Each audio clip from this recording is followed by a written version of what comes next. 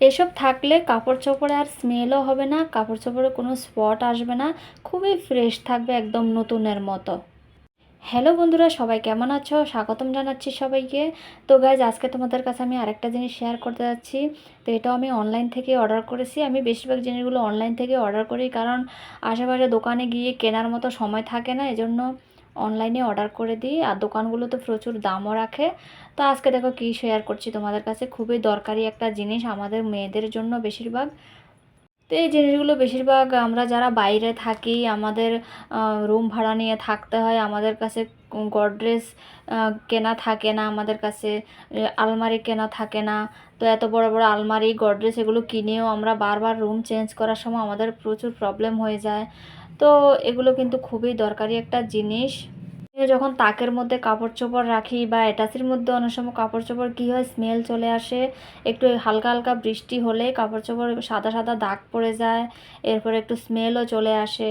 তো এই জন্য আমি এই ব্যাগগুলো অর্ডার করেছি। এগুলো সম্পূর্ণ প্লাস্টিকের ব্যাগ, খুবই বড় বড় ব্যাগগুলো, কিন্তু দেখতে ছোট মনে হচ্ছে কিন্তু খুবই বড় ব্যাগগুলো। এগুলোর মধ্যে প্রায় 2 থেকে 3 অ্যাটাচি কাপড় চোপড় রাখা যাবে। তো এই জন্যই আমি অর্ডার করেছি ব্যাগগুলো। তো এই ব্যাগগুলোর মধ্যে কাপড় চোপড়কে আমি কি করব, পুরো শুকিয়ে কাপড়গুলোকে ছাদ থেকে শুকিয়ে আনবো, শুকিয়ে একটু ঠান্ডা করে ব্যাগের মধ্যে ভাঁজ করে ঢুকিয়ে রাখবো। আমার কাপড় চোপড়গুলো না একটু হালকা হালকা বৃষ্টি হচ্ছে না, সবগুলো একদম সাদা সাদা দাগ পড়ে যাচ্ছে। তো এগুলোকে আমি সবগুলো ধুতে হবে, নতুন পুরনো কাপড় চোপড় সবগুলো আমার এরকম হয়ে গেছে। একটু হালকা বৃষ্টি হলেই না কী হয়, এরকম হয়ে যায়। আর সব সব কাপড় চোপড় তো অ্যাটাচির মধ্যে রাখা যায় না, 3-4টা অ্যাটাচি আছে আমার, সবগুলো ভর্তি। এরপরে আরও কাপড় চোপড় আছে যেগুলো তাকের মধ্যে রেখেছি। তো সবগুলো মিলিয়ে একদম মানে পুরো বিরক্তিকর একটা স্মেল আসছে কাপড় চোপড় থেকে। তো এই জন্য আমি, দেখো তুমি কাপড় চোপড় দেখেও বুঝতে পার, বাইরে থেকেও দেখা যাবে তুমি কোনটা কোন কোন সাইডে রেখেছো। ঠিক আছে, একদম পুরো গ্লাসের মতো আছে। তো তোমরা চাইলে কিন্তু যারা বাইরে আসো তারা কিন্তু এগুলোও ব্যবহার করতে পারো। তো আমরা বাইরে যারা থাকি তাদের তো সম্ভব হয় না বড় বড় আলমারি কেনার।